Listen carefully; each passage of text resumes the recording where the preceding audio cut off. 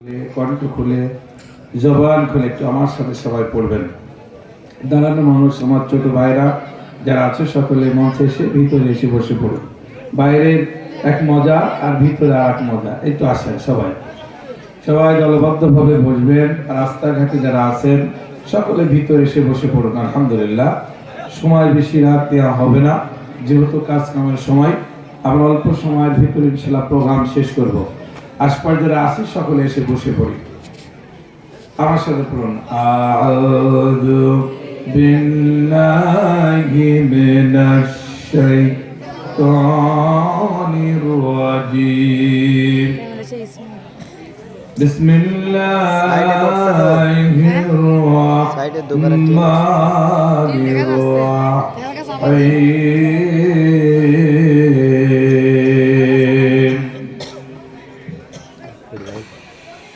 ومن أظلم ممن افترى على الله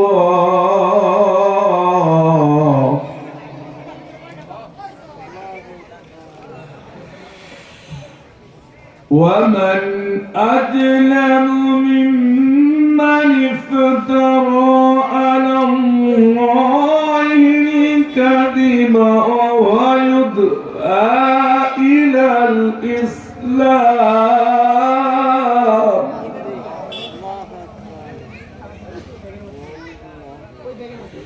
الله لا يهدي القوم الظالمين.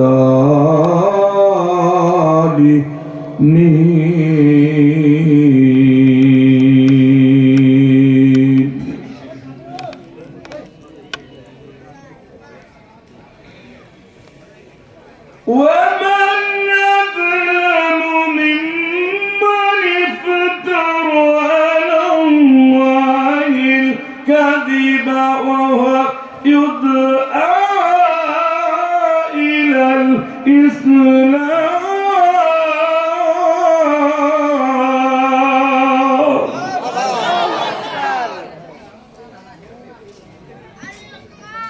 الله لا يهدي القوم الظالمين.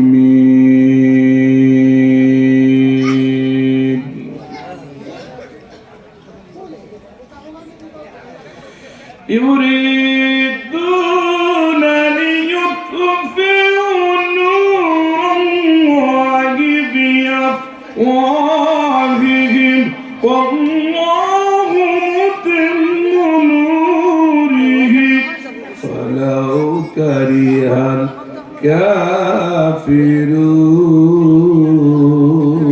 الكافرون.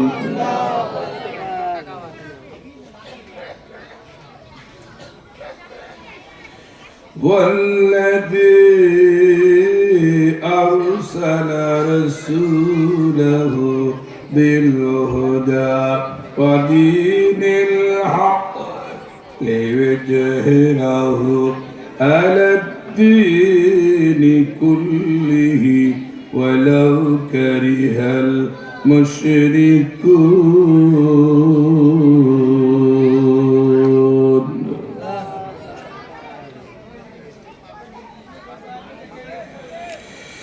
يريدون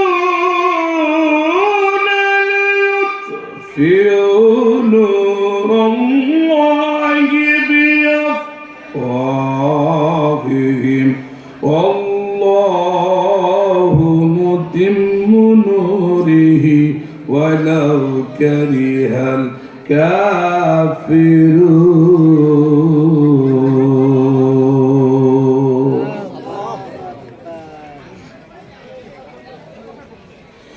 والذي أرسل رسوله بالهدى ودين الحق ليظهره على الدين كله ولو كره المشركون.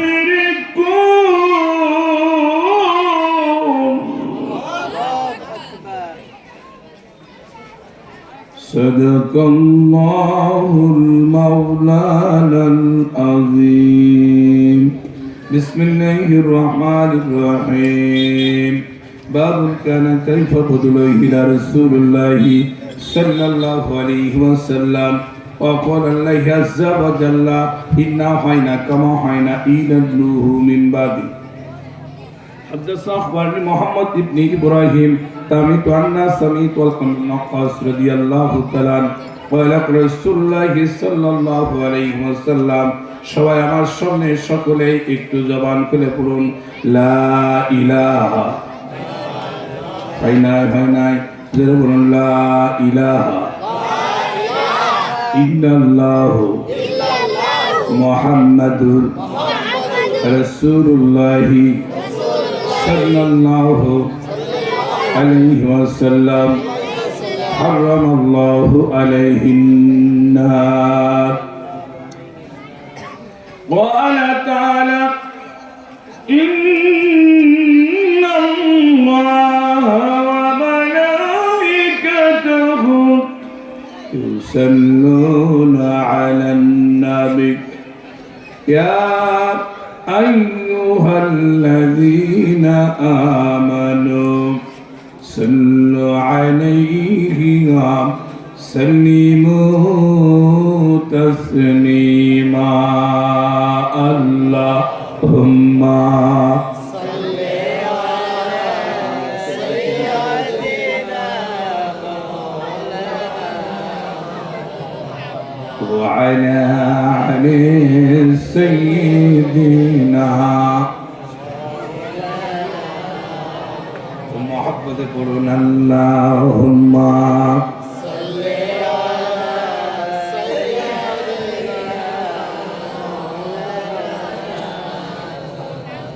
وعلى آل سيدنا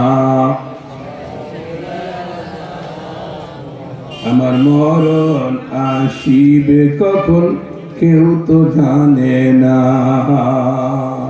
জোরে বলেন ঠিক কিনা মরণ কেউ কখন আসবে কেউ কি জানি আমরা কখন কোন সময় আসবে কেউ জানি না জানেন কে আল্লাহ জোরে বলুন আল্লাহ যিনি জানেন তিনি আমাদের সৃষ্টিকর্তা তিনি আমাদের রব সে মহান আল্লাহ আমাদের সমস্ত কিছুর খবর রাখেন আমার মরণ আসিবে কখন কেউ তো জানে না আমি মরে গেলে আমায় তোমরা ভুইলা যায় না আমি মরে গেলে আমায় তোমরা ভুইলা যায় না আমি চলে গেলে আমায় তোমরা ভুইলা যায় না আমার মরণ আসিবে কখন কেউ তো জানে না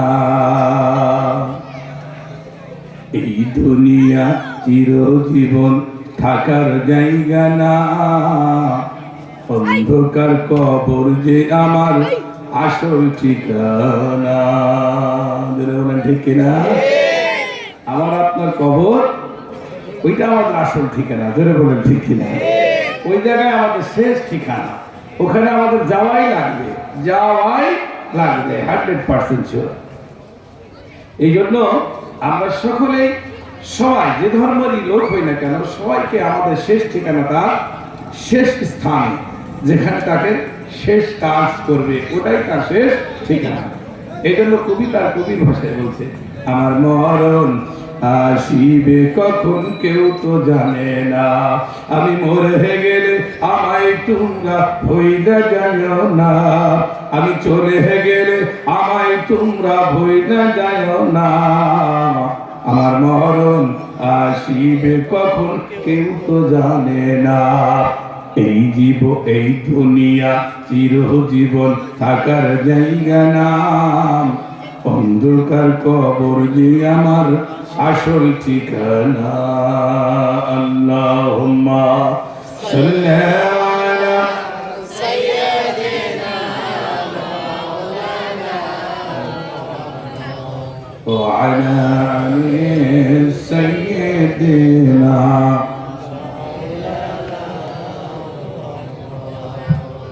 আল্লাহুম্মা আমিন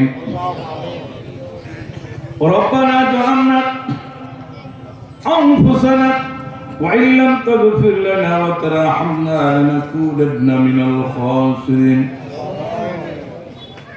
যুব সমাজের উদ্যোগে ঐতিহ্যবাহী তাফসীরুল কোরআন মাহফিল একদিন ব্যাপী দহকুলা চুলকানিয়া বাজার সংলগ্ন বিশাল একটি সোনার ময়দানে আমরা কোরআনের মাহফিলের আয়োজন করেছি।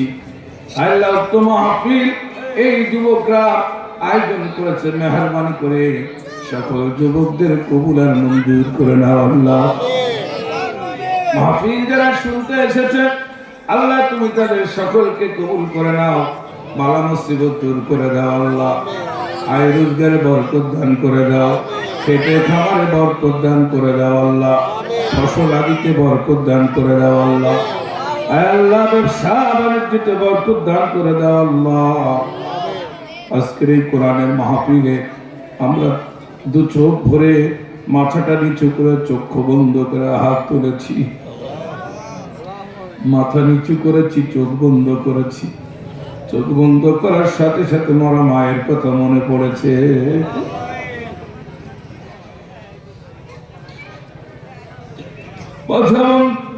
নিচু করে চোখ বন্ধ করেছি, মরা বাপের কথা মনে পড়েছে। ওই মা ওই বাবাকে সাদা কাপড় পরাইয়া অন্ধকার কবরে রেখে এসেছি। আল্লাহ ওই অন্ধকার কবর জানি না, যেখানে কোনো লাইটের ব্যবস্থা নাই, যেখানে কোনো লেপ তোষকের ব্যবস্থা নাই।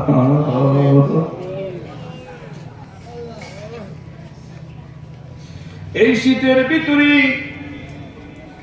আমরা লেপ তোষক ছাড়া থাকতে পারি না, কিন্তু অন্ধকার কবরে বাড়ির পাশের গোরস্থানে, বিশাল গোরস্থানে ঘুমিয়ে আছে মা, ঘুমিয়ে আছে বাবা। ওই মায়ের কবরে কোনো বিছানা নাই। আল্লাহ অন্ধকার কবরটা আমাদের জন্য বড় জটিল আর কঠিন। রব্বুল আলামিন আমরা হাত তুলেছি, আল্লাহ মেহেরবানি করে আমাদের জনম দুঃখিনী মা খেতে দিতে পারে নাই, আল্লাহ আদর যত্ন করতে পারি নাই। ওই মায়ের কবরখানা তুমি জান্নাতের টুকরা বানাইয়া দিও আল্লাহ। চোখ বন্ধ করেছি আল্লাহ, পৃথিবীর সব মানুষের কথা মনে পড়ে জানো আল্লাহ। কত জায়গায় গিয়ে তোমার কাছে সাহায্য চেয়েছি আল্লাহ, কোন সাহায্যখানা কবুল করেছে জানি না। সিলেটের জমিনে শাহজালাল রহমতুল্লাহ, শাহপরান রহমতুল্লাহ আলাই, বাইজিদ বুস্তাবি রহমাহুল্লাহ সহ অনেক ওলি আউলিয়ার কবরে কি আল্লাহ হাত উঠিয়েছি। আল্লাহ কোন হাতখানা কবুল হয়েছে জানি না। আল্লাহ ভারতবর্ষের আল্লাহ নিজামুদ্দিন আউলিয়া রহমাহুল্লাহ দিল্লিতে ঘুমিয়ে আছে, আল্লাহ নিউ দিল্লিতে ঘুমিয়ে আছে আল্লাহ। আল্লাহ তার বখতিয়ারউদ্দিন কাকি রহমাহুল্লাহ ভারতবর্ষের আয় আল্লাহ আজমির শরীফে ঘুমিয়ে আছে খাজা মুঈনুদ্দিন চিশতি রহমাহুল্লাহ। আল্লাহ অনেক জায়গায় বসিরহাটে ঘুমিয়ে আছে মাওলানা রুহুল আমিন সাহেব, ভারতবর্ষের মাওলানা রুহুল আমিনের পাশে আল্লাহ ফুরফুরার জমিনে ঘুমিয়ে আছে দাদাদি হুজুর আবু বকর সিদ্দিক রহমাহুল্লাহ। মেহেরবানি করে আল্লাহ কত জায়গায় গেলাম, কোন দোয়া কবুল হয়েছে জানি না। ওই দোয়ার ওসিলা করি আরেকটি বার মদিনায় যাওয়ার তৌফিক দিয়ে দাও। মাথা নিচু করে চোখ বন্ধ করে মদিনা মদিনা মদিনার কথা মনে পড়ে আল্লাহ।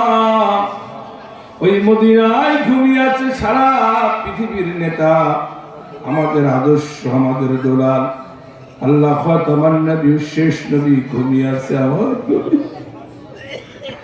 ওই রওজার পাশে একটি বাড়ি যাওয়ার পরে সালাম দেওয়ার নতুন তৌফিক দিয়ে দিও আল্লাহ। আল্লাহ আমার দহকুলার ঐতিহ্যবাহী একটি পাড়া, আল্লাহ এখানে আমাদের হিন্দু মুসলমানদের সম্মিলিত একটি পাড়া, এখানে মারামারি নাই, কাটাকাটি নাই, হানাহানি নাই, হিংসা নাই। আল্লাহ মুসলিম এবং আমার হিন্দু ভাইয়েরা মিলে একসঙ্গে আমরা বসবাস করি। মেহেরবানি করে আল্লাহ তুমি তোমার খাস রহমত দিয়া এই পাড়ার উপরে আল্লাহ তোমার রহমত নাজিল করে দাও।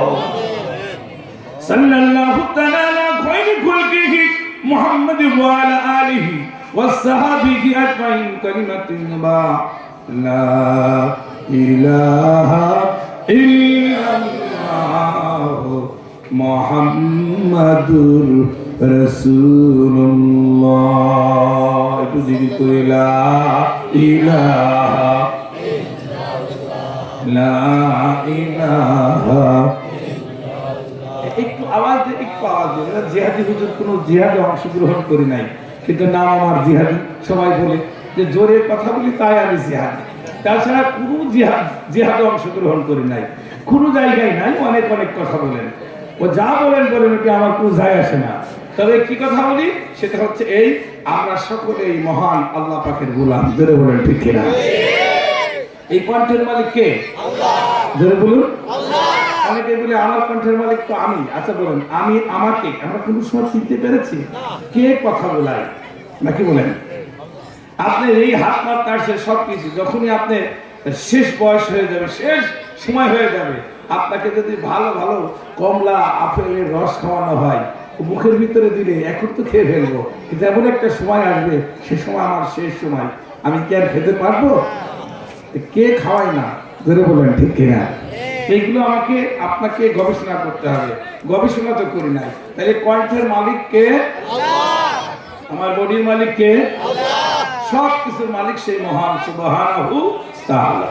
তো আল্লাহ পাক বললেন যে কিনা আমার বাড়ি যখন আমি তৈরি করেছি, এই বাড়ির একটা মিস্ত্রি আছে কিনা? আছে না? সুন্দর করে তৈরি করে ও প্রতিদিন হাজিরা নেয় নাকি না? যদি 2-4 দিন বাকি থাকে অবস্থা খারাপ নাকি বলেন? এই জন্য আমি আপনাকে এই সে 3.5 হাত বডি তৈরি করলেন যিনি, তিনি আমার মহান আল্লাহ। তিনার জন্য আল্লাহ বলছে আমার হাজিরা দেওয়া লাগবে না, আমাকে কিচ্ছু দেওয়া লাগবে না। ফালিয়াবুদু রাব্বা হাযাল বাইত, দিনে 5 বার আমার ঘরে আসো, আমার পায়ে সিজদা দাও, আমি আল্লাহ পাক রব্বুল আলামিন আমার উপাসনা করো, আমার ইবাদত করো, আমার দাসত্ব করো, আমার গোলামি করো। যদি করতে পারো তাহলে আমি সুবহানাহু ওয়া তাআলা তোমার সব গুনাহ এবং সব কিছু মাফ করে দেব। বলে সুবহানাল্লাহ।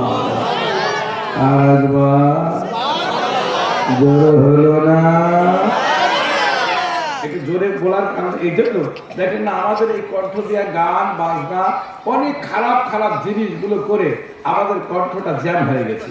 দেখেন না, টিউবওয়েলের আপনি দেখবেন পানি উঠাতে উঠাতে যখন আর পানি ওঠে না, তখন খোলার পরে দেখবেন টিউবওয়েলের ভিতরে শুধু জল, কালারটা কি হয়?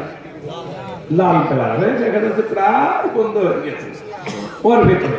তো আমরা এই দিয়ে ওই সেই সব কিছু খেয়ে আমার কণ্ঠ আর খারাপ কিছু কথাবার্তা ভুলে মানুষকে ভালো মানুষ দেখা হচ্ছে, তার সঙ্গে হিংসা বিদ্বেষ সব কিছু করে আমরা একেবারে জমে পরিণত হয়ে গেছে। যেটা বলেন ঠিক কিনা?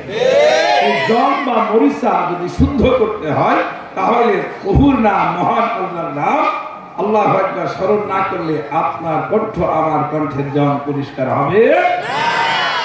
এই জন্য এই কণ্ঠ দিয়া আল্লাহু আকবার, আল্লাহু আকবার, সুবহানাল্লাহ ভালো কাজগুলো আমরা ইনশাআল্লাহ আজিজ করব। যখন কোরআনের আয়াত তেলাওয়াত করা হয়, আয়াত শুনলে একজন মুমিনের অন্তরটা কেঁপে ওঠে, আর আয়াত শেষে আল্লাহু আকবারের ধ্বনি দেওয়া হয়। হুজুর বললেন কেউ যদি আয়াতের অর্থ শেষ করে ধ্বনি দেন আল্লাহু আকবার, 8টি জান্নাত বান্দার জন্য বরাদ্দ থাকে। হুজুর বললেন আল্লাহু আকবার, আকবার, একটু জোরে ভাই। এই জন্য আসেন আমরা এখানে যারা উপস্থিত হয়েছি খুব খুশি হয়েছি যে আমরা এখানে একটি সম্মানিত সুন্দর একটি জায়গায় পরিবেশে বসতে পেরেছি। এই জন্য মহান আল্লাহর প্রশংসা। অনেক আম্মা জানেরা পর্দারত রয়েছেন, মঞ্চে বসে উলামা হযরত রয়েছেন, আমার বড় ভাই জনাব মৌলভী শাহজাহান ভাই, আমার বড় ভাই আল্লাহু আকবার ইসলামের প্রত্যেকটি জায়গায় দাওয়াত দিয়ে থাকে। মঞ্চে আরো অনেকে রয়েছেন। এরপরে আমাদের হাফেজ সাব্বির আহমেদ সহ অনেক খুব গুরুত্বপূর্ণ বয়ান রেখেছেন আবু নাঈম সিদ্দিকী, আল্লাহ আকবার। সিদ্দিকের নামটা আমি জোড়াই দিছি, ও আমার সাথে এবার এই প্রথমে প্রায় 2 মাস ধরে মাহফিল করছে, প্রতি রাত্রি আমার সঙ্গে যায়। তো বেশ আলোচনা ভালোই করে। তা আমি ওগুলো আলোচনা করবো, কিন্তু হিংসাত্মকমূলক আলোচনা করা যাবে না। যে আলোচনা করলে মানুষ ভালোবাসে আলহামদুলিল্লাহ ওই আলোচনা করতে হবে। আর যে আলোচনা করলে মানুষ খারাপ বলে, বলে হুজুর কোরআনের আলোচনা করলে মানুষ খারাপ বলবে কেন? কোরআনের আলোচনার ভিতরেও মানে সুন্দরভাবে আল্লাহ পাক রব্বুল আলামিন যেভাবে বলেছেন সেইভাবে আমাদের বললে আল্লাহ পাক রব্বুল আলামিন খুশি হন। জোরে বলেন ঠিক কিনা? এই জন্য সমাজের ভিতরে আমরা এই কাজগুলো করব। নাইমের নেক হায়াত মহান আল্লাহ পাক দারাজ করুক। মুজাদ ভাই মঞ্চে আসেন, আল্লাহ আকবার। বড় ভাই আসেন। এই জন্য আপনাদের খেদমতে বলতে চাই, এখানে যারা আমরা উপস্থিত রয়েছি কোরআনের এই ময়দানে, আমি আজকে আপনাদের বিষয় ছোট্ট আকারে একটি কথা বলবো। সেটা হচ্ছে এই আমাদের জীবনে মানব সেবা আনতে হবে। জোরে বলেন ঠিক কিনা? মানব সেবা করতে হবে। মানব সেবা না করলে মানুষের কাছে আমাদের ভালোবাসা থাকবে না। ইসলাম কি বলেন, কোরআন কি বলেন, জনগণ কি বলেন, এইটা একটু ভাববেন। কি কাজ করলে জনগণ ভালোবাসে, কি কাজ করলে জনগণ খারাপ বাসে। আজম খান ভাই একটু মঞ্চে আসেন। আজম খান ভাই বসেন এখানে। আল্লাহ ভাই মুরব্বী মানুষ, আল্লাহ কবুল করুক। আমি একটু জিকির করেন লা ইলাহা ইল্লাল্লাহ, জোরে সুবহানাল্লাহ, আলহামদুলিল্লাহ, লা ইলাহা ইল্লাল্লাহ, জোরে লা ইলাহা ইল্লাল্লাহ, সুবহানাল্লাহ, আলহামদুলিল্লাহ, লা ইলাহা লা ইলাহা ইল্লাল্লাহ, লা ইলাহা ইল্লাল্লাহ, লা ইলাহা ইল্লাল্লাহ, লা ইলাহা ইল্লাল্লাহ, লা ইলাহা ইল্লাল্লাহ, মুহাম্মাদুর রাসূলুল্লাহ সাল্লাল্লাহু আলাইহি ওয়াসাল্লাম। আমার ভাতিজা হাফেজ মোহাম্মদ নাহিদ, তুমি কোথায় আছো? মঞ্চে আসো, আল্লাহ কবুল করুক। আমি আজকের এই কোরআনের মাহফিলে আমি কোরআন শরীফ থেকে সূরাতুস সাফের কয়টা আয়াত, 3টি আয়াত তেলাওয়াত করেছি। আল্লাহ তৌফিক দিলে এর উপরে আলোচনা হবে। আরেকটি আলোচনা হবে, সেটা হচ্ছে এই যে আমরা এই সমাজটাকে আমাদের পরিবর্তন করতে হবে। তাহলে বোঝা গেল যে বর্তমান যে সমাজটা আমাদের মাঝে আছে, এই সমাজটার ভিতরে কিছু ভুল ত্রুটি আছে কিনা? ভুলের ঊর্ধ্বে আমরা কেউ নাই। অনেকে যদি বলে যে না তো আমরা ভুল নাই, ভুল এর ভিতরেই ভুল আছে। আমরা আসলে ভুলের ভিতরে আছি। কোরআন শরীফে সূরাতুল আসরের ভিতরে বলছে ওয়াল আসরি, আসর শব্দ অর্থ সময়। ওয়াল আসরি ইন্নাল ইনসানা লাফি খুসরি, নিশ্চয় মানুষ ক্ষতিগ্রস্তের ভিতরে আছে। মানুষ সবাই আমরা ক্ষতির ভিতরে আছি। কে বলেছেন? আমাদের সৃষ্টিকর্তা মহান আল্লাহ বলেছেন। কেউ যদি বলে না আমরা ক্ষতির ভিতরে নাই, ভুল। আমরা সবাই ক্ষতির ভিতরে আছি, ভুলের ভিতরে আছি। তাহলে সঠিক পথের দিকে আমাদের আসতে হবে। যদি আসতে পারি তাহলে আল্লাহ পাক রব্বুল আলামিন 5টি কাজ করার কথা বলেছেন। কয়টি? একটু জোরে। 5টি কাজ। শাহিদ ভাই আল্লাহ কবুল করুক। 5টি কাজের কথা আল্লাহ পাক রব্বুল আলামিন বলেছেন। 5টি কাজ যদি আমরা ঠিক মতন করতে পারি তাহলে আল্লাহ সুবহানাহু ওয়া তাআলা আমাদেরকে, সমাজের মানুষগুলো আমাদের দিয়ে আদর্শ দেখেই ইসলামে দীক্ষিত হবে, ইসলামের ভালোবাসা নিবে, সুস্থল ছায়াতলে আসবে, সবাই রাসূলের আদর্শ মেপে দুনিয়ার ভিতরে চলবে। তাইলে দেখেন আয়ামে জাহিলিয়াতের যুগে যে সময় বর্বর শুধু মানুষে কাটাকাটি, হানাহানি, রক্তপাত, আল্লাহর কাছে সবচাইতে ঘৃণিত ওইটাই রক্ত এবং রক্তপাত, সংঘর্ষ। এটা আল্লাহর কাছে খুন খারাপি সবচাইতে জঘন্যতম। কিন্তু আমরা বর্তমানে এখন খুন খারাপি, রক্তপাত ভালোবাসি। ধরে বলেন ঠিক কিনা? এই জন্য বলি আমরা সবাই অনেকে রক্তপাত আমরা ভালোবাসি। রক্তপাতকে আমরা ভালোবাসি। দেখেন এখন নিজেকে নিজে প্রতিষ্ঠিত করার জন্য অমুকে শেষ, অমুককে হত্যা করো, অমুককে এই করতে হবে, এইগুলো আমাদের ভিতরে বেশি। এটা আমার রাসূলের আদর্শের ভিতরে নাই। ধরে বলেন ঠিক কিনা? ইসলাম ধর্মের ভিতরে প্রতিহিংসামূলক জিনিস ইসলামে না। যারা করেন 100% তারা ভুল করেন, যেটা বলে ঠিক না। আমি জিহাদি হুজুর ফারুক আজম জিহাদি, এই যে the complete code of life the holy Quran, এটা আপনি পড়বেন। 6666টি আয়াত রয়েছে, 130 সুবহানাল্লাহ তাআলা 30টি পারা রয়েছে, 114টি সূরা রয়েছে, এক একটি সূরার এক একটি নাম রয়েছে। কোন সূরার নাম রয়েছে বাকারা, কোন সূরার নাম ইমরান, কোন সূরার নাম নিসা, কোন নাম ফিল, কোন সূরার নাম সূরাতুল লাহাব। এভাবে 114টি সূরা এর ভিতরে আছে। এক একটি সূরা এক একটি ঘটনাক্রমে বান্দার জন্য আল্লাহ পাক রব্বুল আলামিন নাযিল করেছে। বলেন সুবহানাল্লাহ তাআলা। বলে এই কোরআনটা কি? আমরা তো অনেকে এই কোরআনটা ছুঁয়ে দেখিনি, অথচ মুখে বলি কোরআন জমিনে প্রতিষ্ঠা, এরকম করে না কেউ? ভাই এরকম অনেক করে, কিন্তু অথচ কোরআনটা কোনোদিন বুকের সাথে ধরি নাই, কোরআন শরীফটা কোনোদিন এভাবে ধরিও নাই, এভাবে পড়িও না। এ কি জিনিস? এতে কি সম্মান, এতে কি ইজ্জত, এটা আমরা এখন পর্যন্ত কেউ জানি না। কোরআন শরীফের উপরে যদি এইটা যদি এইভাবে রাখে, কিছুক্ষণ পরে দেখবেন এটা যদি পড়া কোথাও পড়ে যায়, সবাই দেখবে এটা এই কোরআনের উপরে থাকার কারণে এর ইজ্জত আল্লাহ সম্মান বাড়িয়ে দিয়েছে। বলেছে আগে দেখতাম আমরা যখন ছোট ছিলাম তখন দেখতাম এই কোরআন শরীফের গিলাফ বানানো কোনো হতো কাপড় দিয়ে, না লুঙ্গি টানা শরীরের কাপড় চুপড় দিয়ে এইটা বানানো হতো। ওই গ্লাভ যদি কোথাও পড়ে যেত, কোনোদিন ওই গ্লাভে লাঠি দিত না। ধরে বলেন ঠিক কিনা? আহা, একটাই কারণ, এই কোরআনের সাথে সংস্পর্শ এবং তার সাথে থাকার কারণে। এই কোরআন এমন একটি কোরআন, এটা মানুষের জীবন বিধান, এটা মানুষের চলার বিধান, আর এটার ভিতরে কমপ্লিট কোড অফ লাইফ, জীবনের সব কিছু আল্লাহ ভাগ্যা পাল্টে দিতে পারে কি এই কোরআন। ধরে বলেন না সুবহানাল্লাহ। কোরআন শরীফে বা দিয়া শুরু করা হয়েছে, সিন দিয়া শেষ করা হয়েছে। বা দিয়া কেমনে দেখবেন, বিসমিল্লাহির রহমানির রহিম পড়তে গেলে কি লাগে? বা, বিসমিল্লাহ, বা প্রথমে বা লাগে, বিসমিল্লাহির রহমানির রহিম শুরু করতে গেলে বা লাগে। আর লাস্টে সূরা কি আছে? নাস। নাস মানে মানুষ। এখন সর্বপ্রথম বাকারা, বাকারা মানেও কি? গাভী। আসলে বাকারা আর বাকারার বানে আর লাস্টের নাসের সিন নেন, তাহলে বা সিন যাবার কি হয়? বাস। বাস মানে কি? যথেষ্ট। যদি কমপ্লিট কোরআন, এটা যদি আমার জীবনের সাথে আমি যদি মিলায় নিতে পারি, তাহলে এই কোরআনটা আপনার জন্য পরকালে জান্নাতে যাওয়ার জন্য যথেষ্ট হইবে, এতে কোনো সন্দেহ। যদি সন্দেহ করে থাকে তাহলে ঈমান থাকবে না, আপনি হবেন কাফের, আপনি হবেন ফাসিক। আপনি যদি এই নিয়ে যদি একদম জুলুমবাজি করেন তাহলে হবেন জালেম। জোরে বলেন ঠিক কিনা? তাহলে আমরা কাফের হব না, মুনাফিক হব না, আমরা জালেম হব না, আমরা হতে চাই কি? মুমিন। কি হতে চাই? আর মুমিন আর ইমানদার এই আল্লাহ পাক এত ভালোবাসেন। আল্লাহু আকবার। আল্লাহ বলেছেন কোরআন শরীফে, ইয়া আইয়ুহান নাস।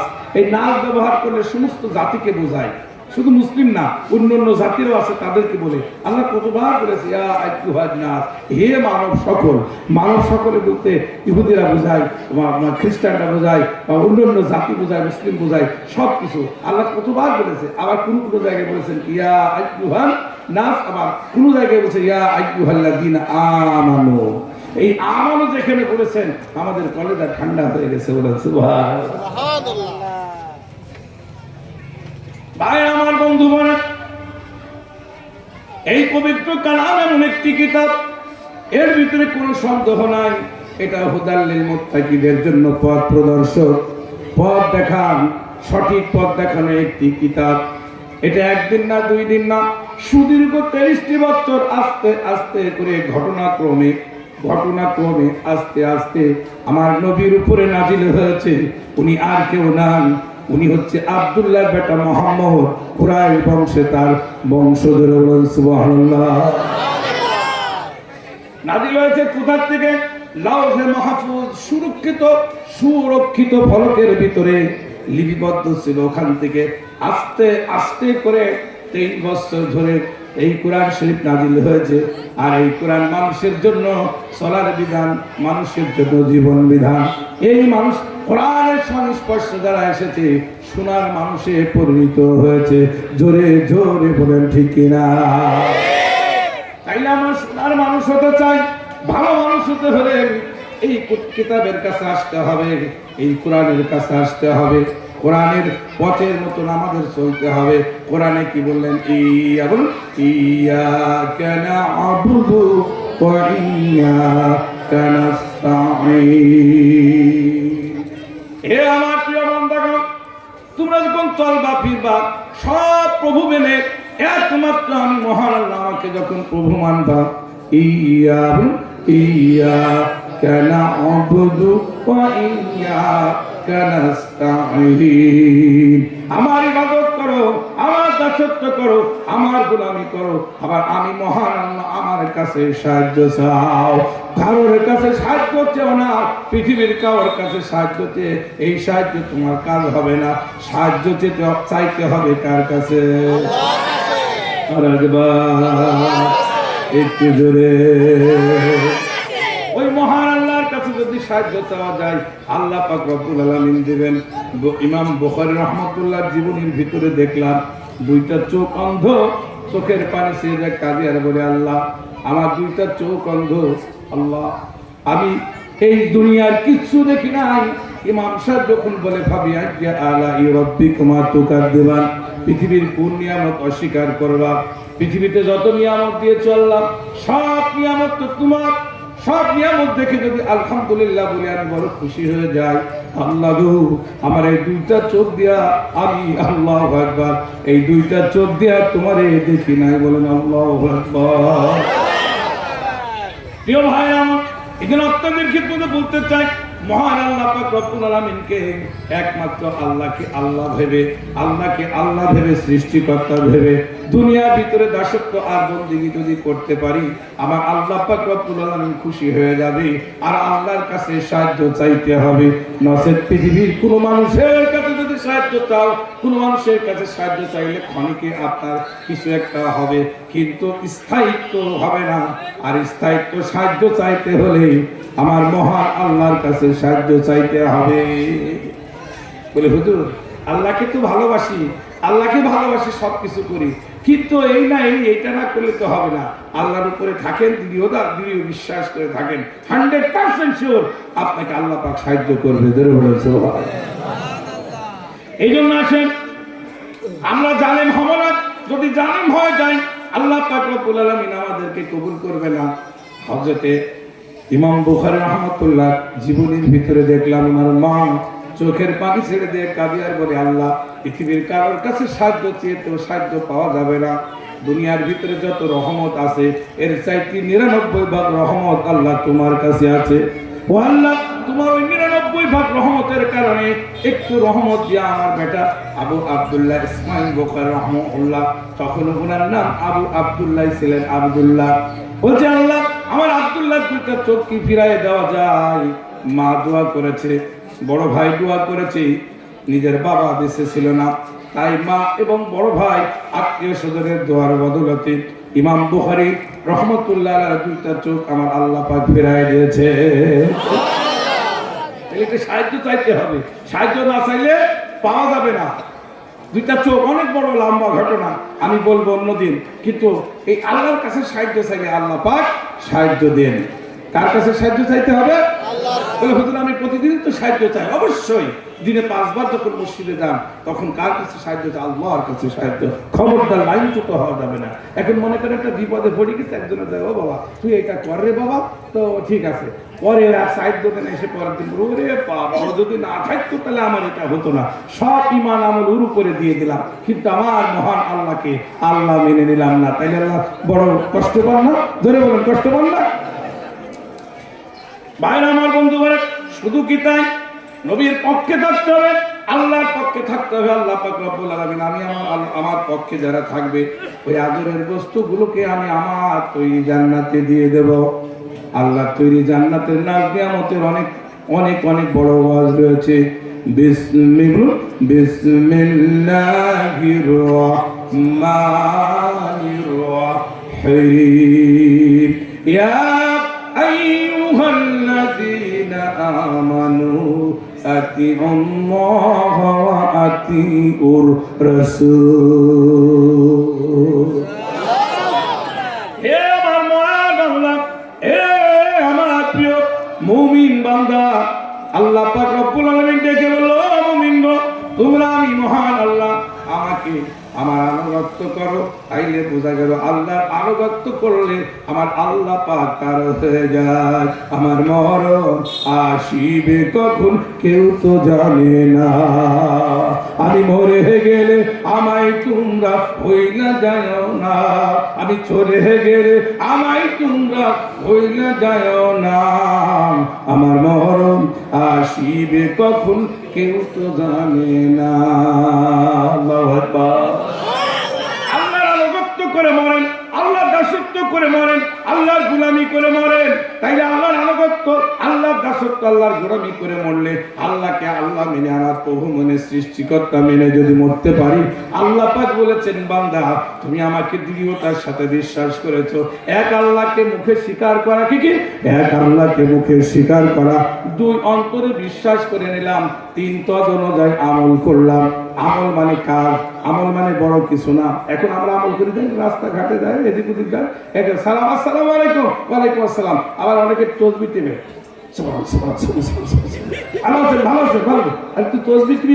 কখন কাজ সালাম। এই যে রাস্তাঘাটে এই যে তসবিহ টিপার লোকগুলো আমার কাছে বেশি একটা ভালো মনে হয় না। তোমার তসবিহ টিপার জন্য ঘরটাই যথেষ্ট, ধরে বলে ঠিক কিনা? তোমার আমল করার জন্য তোমার গভীর রাতটাই যথেষ্ট। রাত 12টার পরে সারা রাত ধরে তুমি তসবিহ তাহলেই দেবো।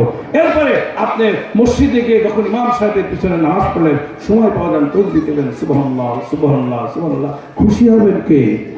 আর এই লোক দেখানো ইবাদত আল্লাহর কাছে গ্রহণযোগ্য হয় না। এই জন্য আসেন আপনি ইবাদত করবেন একটা নির্জন স্থানে, ধরে বলেন ঠিক কিনা? ভাই আমার বন্ধু বলে, এই জন্য আপনাদের ক্ষেত্রে বলতে চাই, মহান আল্লাহ পাক রব্বুল আলামিনকে একটু আল্লাহ পাক রব্বুল আলামিনের পক্ষ থাকতে হবে, আমি এটাই ভুলে দিয়েছি। আমার আল্লাহু আকবার। বিশ্বনবী সাল্লাল্লাহু আলাইহি ওয়াসাল্লামের আদর্শ নেন আর আল্লাহর আনুগত্য করেন। এইবার আল্লাহর আনুগত্য কিভাবে করলেন? আল্লাহর আনুগত্য করলে, আল্লাহর দাসত্ব করলে আল্লাহ পাক রব্বুল আলামিন তার হয়ে যায়। কেমনে একটু দেখুন, হযরত মূসা আলাইহিস সালাতু ওয়াস সালাম, মূসা আলাইহিস সালাতু ওয়াস সালামের জীবনের ভিতরে দেখলাম মূসা পয়গম্বর আল্লাহর কাছে তুর পাহাড়ে গিয়ে বলছেন, আল্লাহ গো তোমার কাছে বড় প্রার্থনা, আমি তো আমার যত আমল আর আমার যত ভালোবাসা আর আপনাকে আমি এত আনুগত্য করি, আপনারই এত ভালোবাসি, আল্লাহ আমি যদি মারা যাই তুমি আমাকে কোন জায়গায় দেবা? আমি যে জান্নাতে থাকবো ওই জান্নাতে আমার সঙ্গে কে থাকবে? মালিক, ও মালিক, তোমার জান্নাতে একটি ঘর বানিয়ে দিও, একটি ঘর বানিয়ে দিও। তাই মালিকের জান্নাতে একটি ঘর বানাই নিতে হলে আল্লাহু আকবার অনেক কষ্ট করা লাগবে। এই তেল তেল করি নাকি বলেন, কি তেল তেল করি না, তেল তেলি ইবাদতে হবে না, কষ্ট করা লাগবে। তেল তেলি মানে বৈশা, তেল তেল করা মানে কি একবারে কোনো কিছু না, খালি নামাজ পড়লাম আসে, নামাজ পড়লাম আসলাম, কিন্তু রাতের বেলা গভীর রাতে নামাজ পড়ুন, আল্লাহু আকবার, সালাম দিন, ওয়া মিম্মা রাযাকনাহুম ইউনফিকুন। আপনার যা কিছু আল্লাহ দিল ওয়াহতে আল্লাহর রাস্তায় ব্যয় করেন। আপনার জীবনে জাকাতের টাকা নিজে নিজে নিজেই শেষ করলেন হবে না। জাকাতের 8টি খাত আছে, তার ভিতরে একটা, আপনার বাড়ির পাশে যদি অন্য ধর্মের লোক থাকে, তাদের ছেলে সন্তান আত্মীয় স্বজন আল্লাহ খুবই গরিব, অর্থাৎ বিবাহ হতে পারছে না, এই খাত থেকে তাদেরকেও দিতে হবে। এই খাতটা দিলে তারা আমাদের নবীর আদর্শ দেখে আমাদের ধর্মে আসতে পারে কিনা? পারে কিনা? খালি আমরাই খেয়ে গেলাম আর নিজেকে ইসলাম নিজেই মনে করলাম, কিন্তু অন্য কাউকে আমাদের কাছে জায়গা দিলাম না। তাই লিখতে হবে হবে হবে। একজন বিড়ি খায়, একজন কি বলে গাঁজা খায়, কিন্তু আমরা কোনোদিন তার পাশে গেলাম না। যদি তার সাথে যদি একটু চায়ের দোকানে বসে বসে বলি ভাই এটা খান, শরীরের তো ক্ষতি, এই যে 1 বার 2 বার 3 বার বলি, নারে আমাদের জিহাদ হুজুর এই কথা বললেন বা আমাদের অনেকজন আর খাবো না। একজন আমি আপনার হচ্ছে শরতে যায়, একজন খুব কাছে কাটছে, খুব কাটছে, খুব ভালো মানুষ। তা আমি আর বলছি, হারে এত কাছাকাছি করছেন, কি সমস্যা? বলছে বাপ আমার ঠান্ডা লাগে, লাঞ্চের ভিতর থেকে লাঞ্চের স্পট পড়েছিল। তা আমি বললাম সোম খাওয়ার কারণে এটা হয়েছে বলে আপনার। তাহলে সোম খাওয়া মানে বুঝলাম না, তাহলে সোম বোঝেন না, বললাম কি ওই তো বলছে হ্যাঁ বাপু ঠিকই বলেছে, সকাল বিকাল ওটাই বেশি, ও না দিলে আর ভালো লাগে না। তো এই জন্য আপনি এইভাবে বলেন, তাহলে ও কষ্ট পাবে না, তখন বলবেন আরে বাপ আর খাবো না, তাই না? কিন্তু বিড়ি খাওয়া হারাম, ওই খাওয়া হারাম, একটা একসঙ্গে যদি বলেন তাইলে অবশ্যই আপনার শত্রু হবে, জোরে বলেন ঠিক কিনা? এই জন্য নবীর এই মুখ দিয়া রাসূল ইসলাম আদর্শ মানুষের ভিতরে দাওয়াত দিয়েছেন। আর মুখের কথায় চরিত্র আদর্শ দিয়েই আজকে ওই মক্কা মদিনার ভিতরে সারা বিশ্বে মুসলিম মুসলমানের অনেক জয়গান। একমাত্র মুখ এবং আদর্শ, সঠিক হক কথা বলা এবং সুন্দর। যেখানে যুদ্ধের প্রয়োজন সেখানে যুদ্ধ করব, যেখানে যুদ্ধের প্রয়োজন না সেখানে আমার চরিত্র দিয়েই ইসলাম জয় করবো, জোরে বলে ঠিক কিনা? ভাই আমার বন্ধুরা, মুসা পয়গম্বর বললেন আল্লাহ আমি এতদিন তোর পাহাড়ে আছি তোমার সঙ্গে কথা বলি, আল্লাহ আমি ইন্তেকাল করব, পৃথিবীতে কেউ বাঁচতে আসে নাই, একদিন না একদিন মারা যাবে, এই দুনিয়া চিরজীবন থাকার জায়গা না, অন্ধকার কবর যে আমার আসল ঠিকানা। ও আল্লাহ একদিন মারা যাব, আমি যে আমল করেছি আমার বিশ্বাস হয় তুমি আমাকে জান্নাত দিবা। সুবহানাল্লাহ। একজন পয়গম্বর বলছে যে আমি ইন্তেকাল করলে, ইন্তেকালের পরে আমাকে জান্নাত দিবা, আমার বিশ্বাস হয় আমি যে আমল করেছি, যে আমল করেছি বিশ্বাস হয়। তাহলে কনফার্ম উনি বলেন না যে আমি জান্নাতে যাবই, এরকম কিছু আমলকারী আছে না? মুসা পয়গম্বর বললেন আল্লাহ আমাকে যদি তুমি জান্নাতে দাও, ওই জান্নাতে আমার পাশে কে থাকবে একটু বলো। আল্লাহ পাক ডেকে ডেকে বলে পয়গম্বর আমি আল্লাহ তোমারে জান্নাত দেব, কিন্তু জান্নাতে তোমার পাশে তোমার সঙ্গে একজন থাকবে কসাই। এই তো দেখ এখানে তো কষাই টসা আছে নাকি? গোস্ত বিক্রি করে কষাই তো নয়, ও আমার ফেলু যাওয়া আছে ওই এলাকায়, এখানে না। কষাই তাই বোঝেন কষার কি একটা আমল করছে যার কারণে পয়গম্বরের সাথে জান্নাতে থাকবে, ধরে বলেন সুবহানাল্লাহ। মানে এখানে আমার ফারুক আজম জিহাদের মতো বড় লুঙ্গি টুপি আর এত বড় জুব্বা পাগড়িধারী এরাই যাবে জান্নাতে, তো কষাইও যাবে, কি কথা? মুসা পয়গম্বর বললেন আল্লাহ তুমি, আমি এত বড় পয়গম্বর, আমাকে তুমি আল্লাহ আমার সাথে তুমি ডাইরেক্ট কথা বলো, পৃথিবীতে এমন কোন নবীর সঙ্গে তুমি ডাইরেক্ট কথা বলো না, আমি মুসা আমার সঙ্গে তুমি কথা বলেছো, বলেন সুবহানাল্লাহ। আমার সঙ্গে তুমি একজন কসাইকে দিবা। আল্লাহ পাক রব্বুল আলামিন বলছেন কে কসাই সম্পর্কে তোমার কি মন্তব্য? বলে না না না, কিন্তু এই কসাই আল্লাহ পয়গম্বরের সাথে জান্নাতে থাকবে, নিশ্চয় কোনো আমল আছে, তো কসাইকে আমি দেখতে চাই আল্লাহ, আমি ওই কসাইকে দেখতে চাই, তুমি একটু দেখার ব্যবস্থা করে দাও। আল্লাহ বলে দিল যাও যাও যাও, অমুক জায়গায় অমুক একটা বাজারের ছোট্ট একটি জায়গায়, যেমন ধরেন আলামপুর ইউনিয়নে আমাকে একজন ফোন করে বলছে হুজুর চুলকানির বাজার আর কোনটা চিনলাম না, চুলকানির বাজার। তাই বললাম যে রাতে দহকলায় আসেন নাই, তো চুলকানির বাজার চেনলেন কি করে? রাস্তায় একদিন আসি দেখবেন, রাস্তা দিয়ে যেদিকে যাবেন ঘুরি ঘুরি বাজার, বাজার আর ঘুরি ঘুরি বাজার, কারণ এত রাস্তা আমাদের, দূরে বলেন সুবহানাল্লাহ। বলে এখানে আমাদের অনেকগুলো বাজার আছে, আপনি আসেন। তোমাদের রাত্রি চিনবো তো, বলে আসেন না, এই দিক দিয়ে এই দিক দিয়ে আসেন, আসবে। এই জন্য আপনাদের ক্ষেত্রে বলতে চাই, আমি আমার এই গৌরব করি, আমি কখনো যখনই মাহফিলে কোথাও পোস্টার করতে হলে আমি বলি যে আমার দহকলার নাম দিতে হবে, যদি দহকলার নাম দেন তাহলে টাকা কম নেব, আর যদি না দেন তো সমান সমান দেওয়া লাগবে।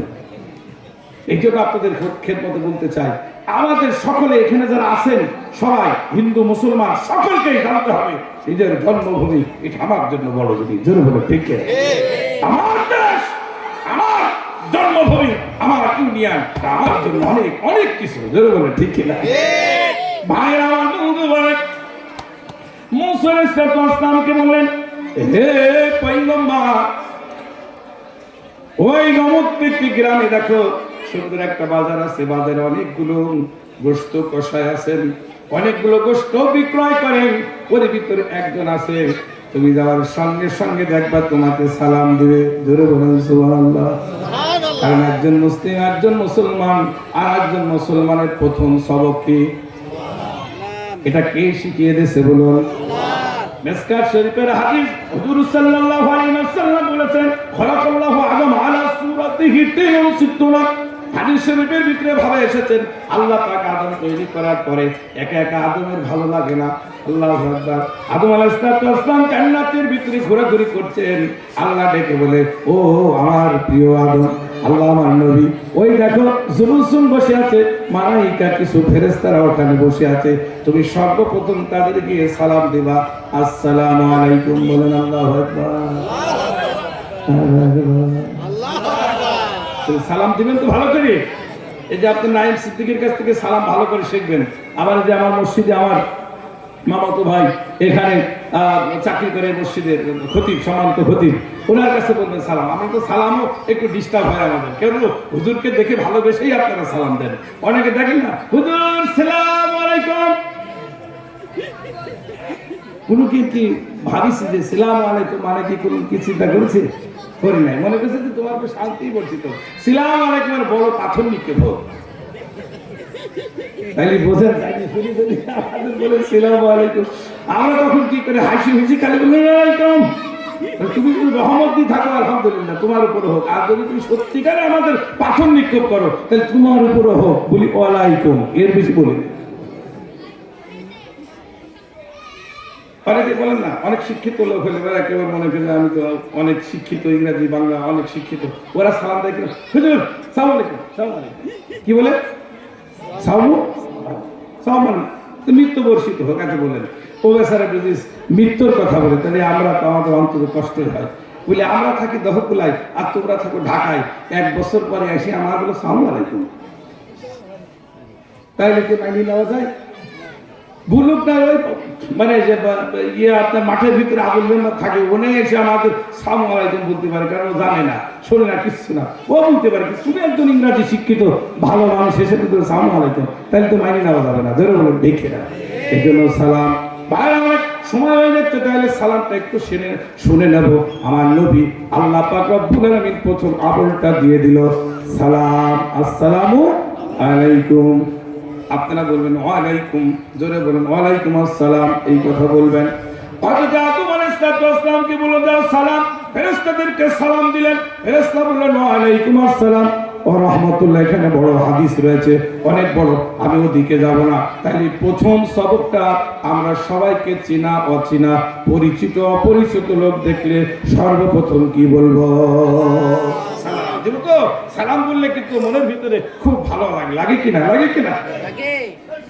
মায়ের আমার বন্ধু মানে হযরত মূসা পয়গম্বর, আল্লাহ পাক বললেন ও মূসা আমার পয়গম্বর, ওই বাজারে গেলে তোমাকে একজন দৌড়ে এসে বলবে, দেখা সাথে সাথে বলবে আসসালামু আলাইকুম, তুমি ওয়ালাইকুম আসসালাম বলবে, ওনার সাথে কথা বলবে, এরপর উনি তোমার সঙ্গে আল্লাহ পাক রব্বুল আলামিন আমি পয়গম্বর বলে দিলাম, ওনার সাথেই তোমার জান্নাতে থাকা লাগবে। ও আমার প্রিয় ভাই, তাইলে একজন কসাইয়ের সঙ্গে জান্নাতে থাকা লাগবে।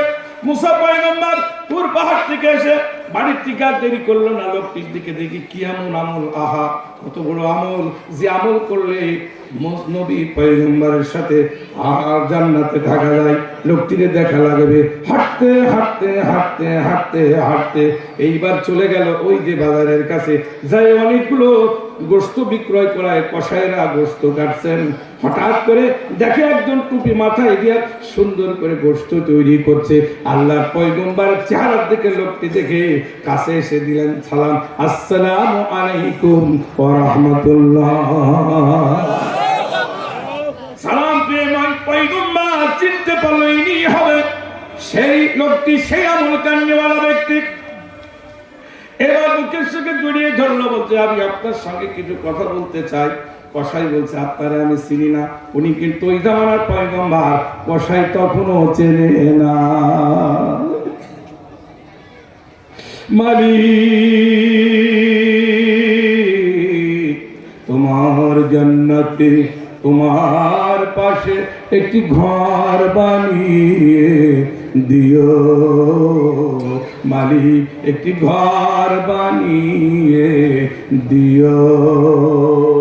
মালিকের পাশে জান্নাতে যদি ঘর চাও তাহলে তোমার এই আমলগুলো করা লাগবে গো। সেই আমলের কথা আমি আপনাদের খেদমতে বলি। মুসা পয়গম্বর কে চিনতে পারে নাই, কিন্তু কুলাকুলি করেছে, সালাম দিয়েছে, বলছে আপনার সাথে কথা বলতে চাই। উনি বলছেন বেশি দেরি করা যাবে না, আমার সঙ্গে আপনি কথা বলতে হলে গোশতটুকু বিক্রয় করে ইনশাআল্লাহ আপনার সাথে কথা বলবো। জোরে বলুন সুবহানাল্লাহ। চেনে নাই, কিন্তু তাকে নিয়ে নিজের কাছে বসালেন। বসানোর পরে হযরত মুসা পয়গম্বর চুপ করে বসলেন। আপনারা জানেন যে এই দোকানে যদি আল্লাহ পাকের পক্ষ থেকে পয়গম্বর বসে, বুঝতে বাকি নাই ওই দোকানের গোশত বেশিক্ষণ থাকে না।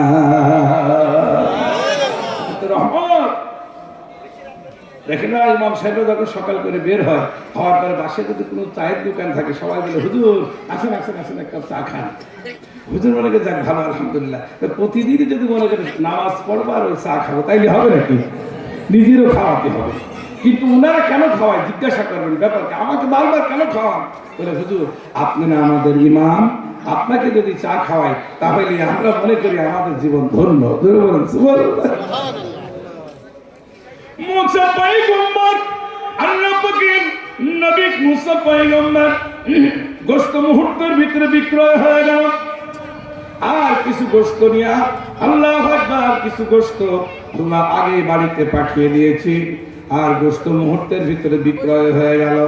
এরপরে বলছেন এইবার গোশত যখন বিক্রয় হয়েছে, ভাই আপনার সাথে কি কথা বলতে পারি? কসাইকে বলছে।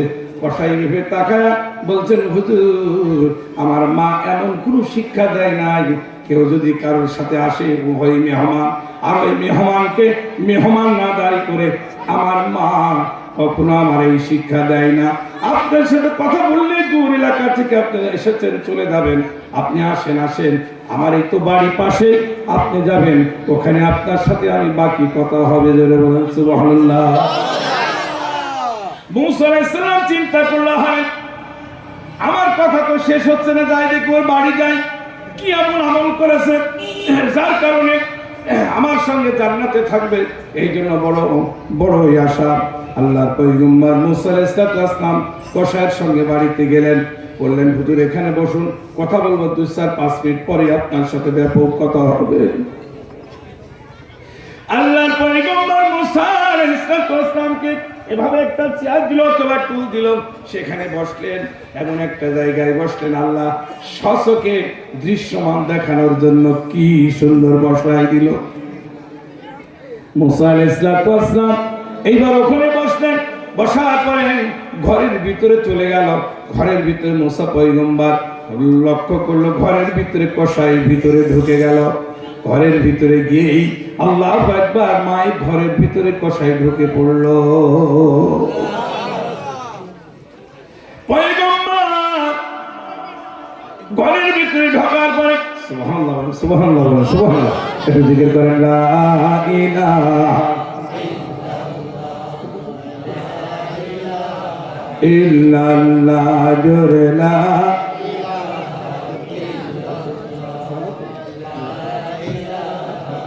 লা ইলাহা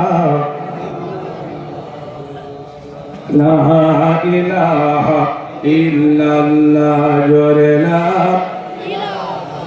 ইল্লাল্লাহ, লা ইলাহা ইল্লাল্লাহ, মুহাম্মাদুর রাসূলুল্লাহ সাল্লাল্লাহু আলাইহি ওয়াসাল্লাম। মুসা পয়গম্বর চুপ করে বসে রইল। হঠাৎ করে দেখে লোকটি ঘরের ভিতরে ঢুকে পড়লো। কসাই ঘরের ভিতরে ঢুকে আল্লাহু আকবার, মায়ের ঘরের ভিতরে ঢুকলো। পাখির বুকের সঙ্গে করে নিয়ে হাম্মাম খানায় মানে গোসলখানায় নিয়ে যাচ্ছে। মুসা পয়গম্বর দেখলো ব্যাপার কি, কারি কোলে করে গোসলখানায় নিয়ে যায়।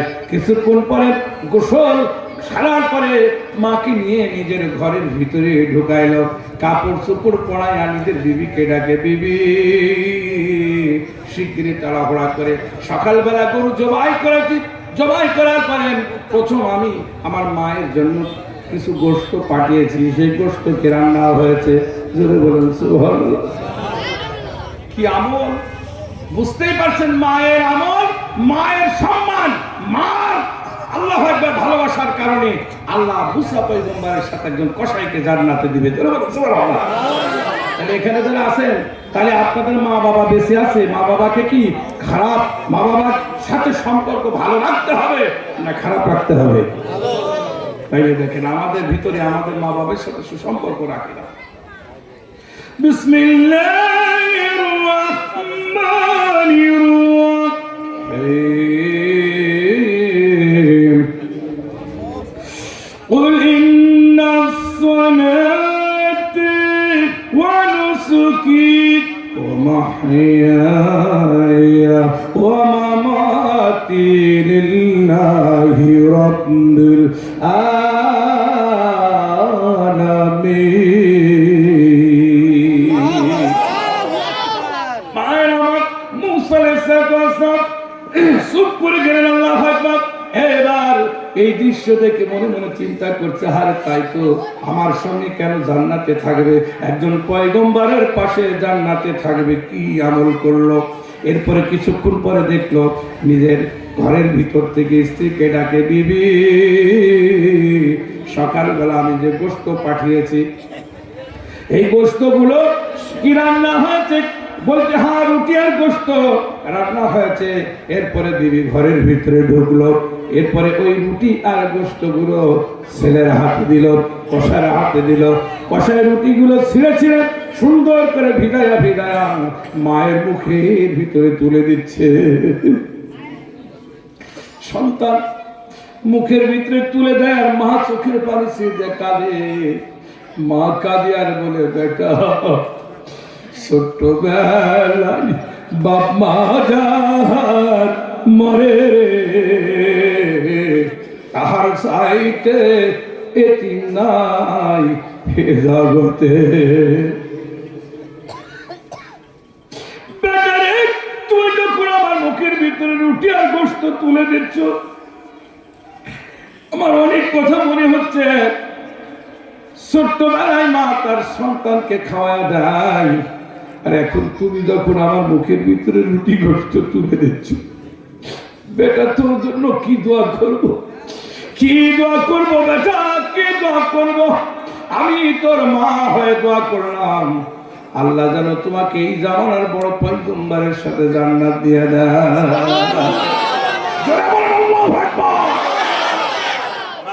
জন্য মা কি জিনিস, মার সাথে খারাপ ব্যবহার করা যাবে না। মার সাথে খারাপ ব্যবহার করলে কিসমত নষ্ট হয়ে যাবে। সে যেই ধর্মের হোক না কেন, মার সাথে ভালো ব্যবহার করতে হবে। জোরে বলে ঠিক কিনা? বাবার সাথে ভালো ব্যবহার করতে হবে। বাবার সাথে ভালো ব্যবহার করবেন না, তাহলে আপনার কিসমত নষ্ট হয়ে যাবে, কিসমত নষ্ট হয়ে যাবে। ভাই আমার বন্ধুরা, এই জন্য আল্লাহ পাক রব্বুল আলামিন সুন্দর করে জানিয়ে দিয়েছেন, আমার কদ্দার মায়েরা, মার খেদমত করতে হবে। ও যুবকেরা, আমার শ্বশুর শাশুড়িকে খেদমত করতে হবে। আমার বৌমা যারা আছেন পর্দার আড়ালে, নিজের স্বামী স্ত্রীর প্রতি যেমন ভালোবাসা আছে, এর চাইতে বেশি ভালোবাসতে হবে তোমার শাশুড়ি আম্মাকে, শ্বশুর আম্মাকে। শ্বশুর শাশুড়িকে যদি ভালোবাসো, সমাজ পরিবর্তন হয়ে যাবে, সমাজ পরিবর্তন হয়ে যাবে। এই জন্য এই কাজগুলো যদি না করেন, তাহলে বড় জুলুমবাজ হয়ে যাবা, বড় জুলুমবাজ হয়ে যাবা। আর জুলুম হলে জালেমের অন্তর্ভুক্ত হয়ে যাবা। আল্লাহ জালেমদেরকে ভালোবাসে না, বলে বলেন ঠিক কিনা? আল্লাহ পাক রব্বুল আলামিন জালেমদের ব্যাপারে অনেক জায়গায় জালেম কারা সে ব্যাপারে আল্লাহ পাক বলছেন, ওয়ামান আযলামু মিম্মান ইফতারা আলাল্লাহি কাযিবা ওয়া হুয়া ইউদআ ইলাল ইসলাম।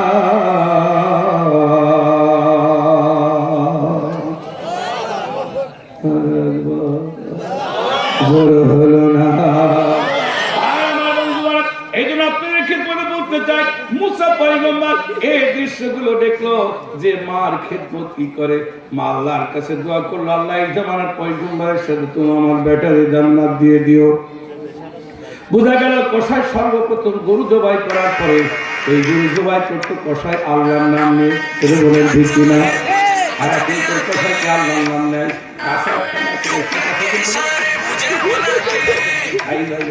ওই কাঁচা একেবারে আমার ইয়েতে কুমারখালী বেশ কিছুদিন আগে মাহাপুরে গেল, যাওয়ার পরে ওখানে গেলাম, যাওয়ার পর মাহাপুরে গেলে উঠতাম, বাড়ি কিনে আসি আর কি থাকলাম দাখিল মাদ্রাসা এর পাশে। সকালবেলা আসবো তো দাখিল মাদ্রাসার পাশে একখান বাজার, তো বাজারে দেখি ঘুরে ঘুরে দেখি বড় একটা কালো ঘুরু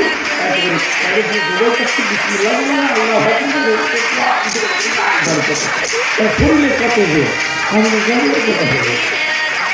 এরপরে যাচ্ছে তার সাথে ডাকলাম ভাই শক্তি কত ভাই শক্তি কত বলে জোগাড় করলেন না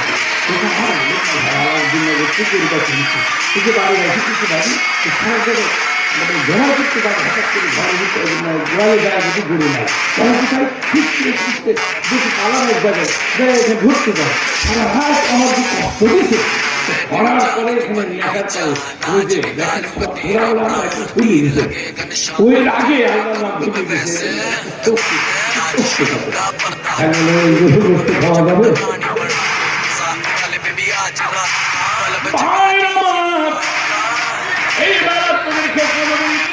ওই কথা ঘরের ভিতর থেকে মুখের ভিতরে দিয়া যখন দেয় মা চোখের পানি ফেলাই মা বাবার জন্য আল্লাহ কোরআনে আয়াত নাযিল করেছে রব্বির হামহুমা কামা রব্বায়ানি সগীরা। আল্লাহ ছোটবেলায় যেভাবে আল্লাহ মা বাবা পালন করেছেন, লালন পালন করেছেন, আল্লাহ আমাদের মাটি কঠিন মুসিবতে তুমি যেভাবে আমাদেরকে করেছো আমার মা বাপকেও তুমি সেভাবে আমাদের মাটি কঠিন মুসিবতের সময় আমার মা বাপ তুমি সব বানায় যা জাহান্নামের আগুন থেকে বাঁচায় জান্নাতে দিয়ে দিও।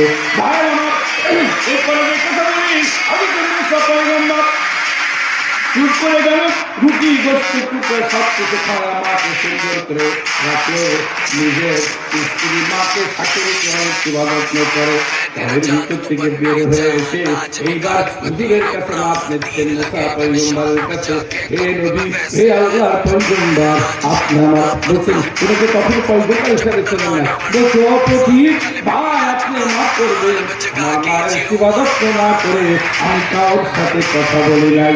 এরপরে মুসলের মিত্রের দ্বারা ও মিত্রের বুকের ভিতরে জড়ে বলছিল কসাই ভাই আমাকে তুমি চিনতে পারো নাই, আমি এই জামানার পয়গম্বর আমার নাম মুসা আলাইহিস সালাতু ওয়াস সালাম।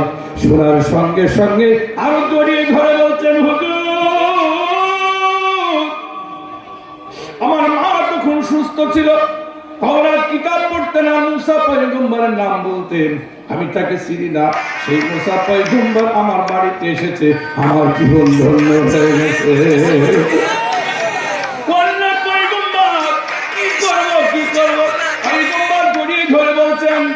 বলছেন চিন্তা করো না, কিচ্ছু করার প্রয়োজন নাই, আমি মহান আল্লাহর কাছ থেকে কি পরীক্ষা নিয়ে এসেছিলাম, আমার আল্লাহ বলেছিল তোমার সঙ্গে একজন জান্নাতে থাকবে তুমি কসাই, আমি ওই লোকটার সাথে দেখা করার জন্য এসে দেখলাম ও কি আমল করে, এখন এসে দেখি কসাই আমল করে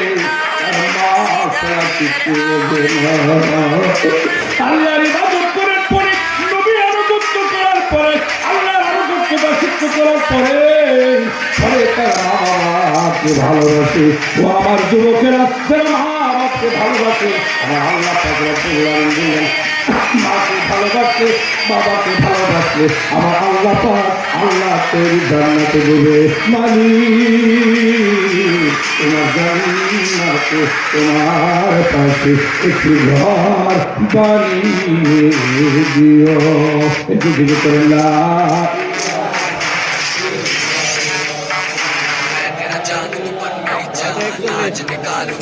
لا إله إلا الله لا إله إلا الله محمد এখানে উপস্থিত যুবকেরা মায়ের খেদমত করবো ইনশাল্লাহ ইনশাল্লাহ পর্যন্ত করবেন, মা বাবার খেদমত করবেন, এখানে অনেক ধরনের লোক আছে আমি দেখছি সবাই মায়ের খেদমত করবেন, বাবার খেদমত করবেন, মা বাবার খেদমতের বিকল্প কোনো রাস্তা নাই, আপনি যে ধর্মই করেন না কেন মার খেদমতের বিকল্প কোনো রাস্তা না। এইবার 2 নম্বর কথা সুবহানাল্লাহ তাআলা বলে আমি শেষের দিকে এসে যাব। তাহলে আমরা মা বাবার খেদমত করলে আল্লাহ খুশি হয়, আমার রাসূলের পক্ষে থাকলে আমার আল্লাহ পাক রব্বুল আলামিন আর গুনাহ মাফ করে দিতে পারে বলে বলেন ঠিক কি না?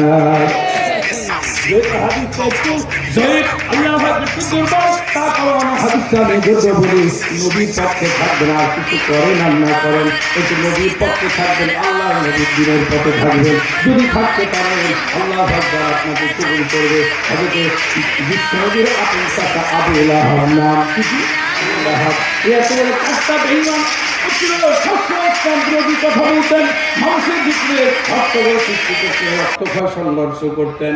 এই লোকটাকে আল্লাহ পাক রব্বুল আলামিন শুধু উনি না, উনার স্ত্রী উম্মে জামিলা এ বেচারাও বিশ্বনবীর লোকদের উপরে অত্যাচার করত, নবীর পক্ষে থাকতো না, নবীর বিরোধিতা করতেন। এই জন্য এই উম্মে জামিলা অর্থাৎ আবু লাহাব এবং তার স্ত্রী ওর জন্য নির্দিষ্ট করে একটি সূরা নাযিল করেছে। ওই সূরাটির নাম কি? সূরাতুল লাহাব। ভাইগণ, এইবার আপনাদের ক্ষেত্রে বলতে চাই, এই লাহাবের কথা বলে আমি শেষ করব। লাহাব উনি কি করতেন? এলাকার ভিতরে সুন্দর করে বিচার আচার করতেন। উনি ছিলেন ওই এলাকার কুরাইশ বংশের মোড়ল। মোড়ল মানে কি ভাই? নেতা না, মাতব্বার। এই সব জায়গায় শুধু খালি এলাকার ভিতরে বিচার আচার করতো। তো এই মোড়লের একজন খুব মানে পাশে সবসময় থাকতেন চামচা। তো ও বেচারাটা সবসময় বলতেন। একদিন হঠাৎ করে আল্লাহ পাকের কুদরতি নিজামত সব মারা গেছে স্বপ্নের ভিতরে। আল্লাহু আকবার, আল্লাহু আকবার। মারা যাওয়ার পর অনেকদিন পরে আল্লাহু আকবার ওনার ভাইয়ের কাছে স্বপ্ন যোগে রাতের বেলা দেখাচ্ছে, আব্বাস, সুবহানাল্লাহ সুবহানাল্লাহ সুবহানাল্লাহ, আব্বাস আমাকে তিনি মানে 11 মাস 29 দিন 11 মাস 29 দিন কবরের আযাব বড় কঠিন, ভয়াবহ। আমি আযাব সহ্য করতে পারি, দাও দাও করে আগুন আমি সহ্য করতে পারি না, কিন্তু একটা দিন আমার আযাব বন্ধ থাকে। একটা দিন আযাব। তো বলেন এত বড় কাটটা বেঈমান কাফের, প্রতিদিন তার আযাব হয়, কিন্তু একটা দিন তার আযাব বন্ধ থাকে। কারণ কি? আহা, একটা দিন আযাব বন্ধ থাকে। সংক্ষিপ্ত আকারে বলবো, একটা দিন আযাব কেন বন্ধ থাকে? এত বড় কাটটা কাফের, বেঈমান জালেম, বেঈমান কাফের, তারপর আল্লাহ পাক একটা দিন তার আযাব বন্ধ রাখে। আব্বাসকে বলছে, ভাই আমি গভীর রাত্রিবেলা স্বপ্ন যোগে দেখাচ্ছেন 11 মাস 29 দিন আযাব আমি সহ্য করতে পারি না। একটা দিন আযাব আল্লাহ পাক বন্ধ রাখে। ওই দিন হচ্ছে নবীর জন্মদিন। ওই দিন বিশ্ব নবী দুনিয়ায় আসার কারণে আল্লাহ পাক আমাকে ওই দিন আমার আযাব মুক্ত রাখে। ভাই স্বপ্নের ভিতরে বলছে, আবু লাহাবকে বলছে, ভাই তো আপনি তো বড় কাজটা বেঈমান, আপনি ইসলামের পক্ষে ছিলেন না, কিন্তু একটা দিন আপনার কেন আপনাকে আযাব বন্ধ রাখে? বলে বন্ধ রাখে না, শুধু একটা দিন বন্ধ রাখার পরে এই সাদত আঙ্গুলটা কবরের ভিতরে কেন আসে? আমি আবু লাহাব আমার মুখের ভিতরে ধরে দিয়ে দেয়, মুখের ভিতরে আঙ্গুলটা দেওয়ার সঙ্গে সঙ্গে আমি আঙ্গুলটা ফুসতে থাকি। এটার সঙ্গে সঙ্গে আঙ্গুলের ভিতর থেকে 3 প্রকারের শরৎ যেন আমার মুখের ভিতরে যায়।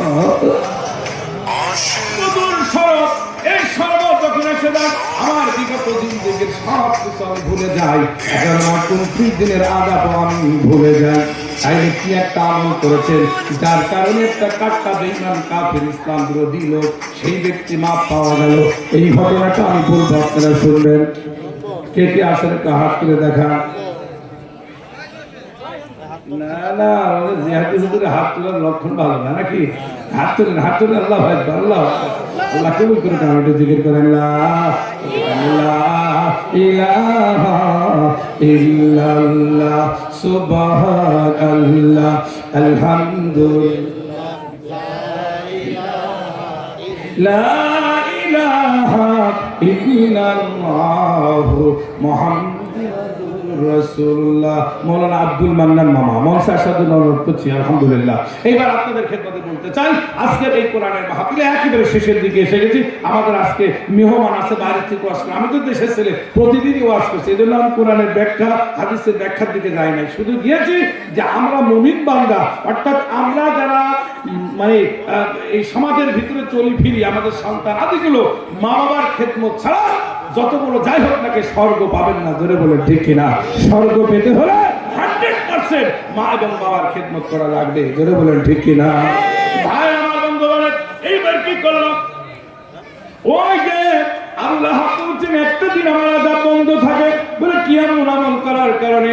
তখন বলছে আমার নবীর পক্ষে আমার আপন ভাই, আল্লাহু আকবার, আপন ভাই মোরা ভাই আব্দুল্লাহর বেটা মোহাম্মদ, আল্লাহু আকবার, ওই দিন আসছিল। আমি বিচার কার্যের জন্য সকাল সকাল বাড়ি থেকে বের হচ্ছিলাম।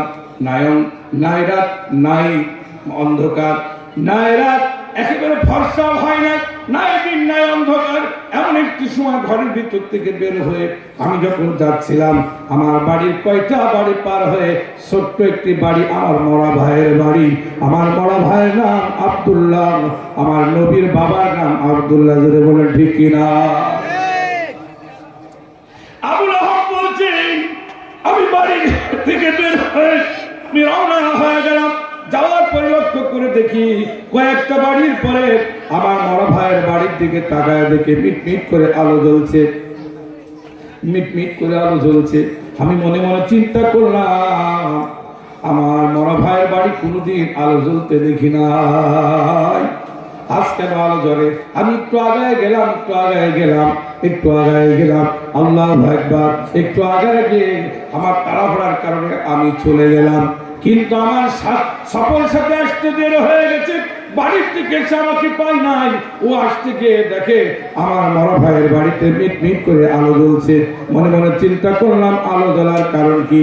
আমার ওই সফর সাথী সাইদ নাম, উনি যায় দেখে আল্লাহু আকবার, সুন্দর একটি ঘরের ভিতরে মরা ভাইয়ের স্ত্রী আমিনার গর্ভে একটি সন্তান ছিল।